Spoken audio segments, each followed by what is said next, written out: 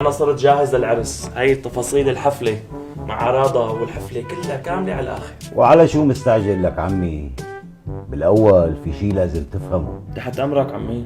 يعني أنا بعرف إنك مرتب كل شي، بس أنا اللي بدي أفهمه أنت شو عم تفكر لمستقبل حياتك وحياتها؟ يا الله يا ماما. خلينا نسمع جوابه بالأول لك بنتي. والله يا عمي أنا بفكر إنه كل خطوة بحياتنا لازم تكون محسوبة ومعيرة على المزبوط. معير؟ ودخلك على شو معيره؟ بالجرام ولا بالكيلو؟ معيرة أنا وهالبنت على شو منحب وشو بنكره عمي. ايه بس هالمرة إذا المعيار ما زبط هالشي بده يزبطه.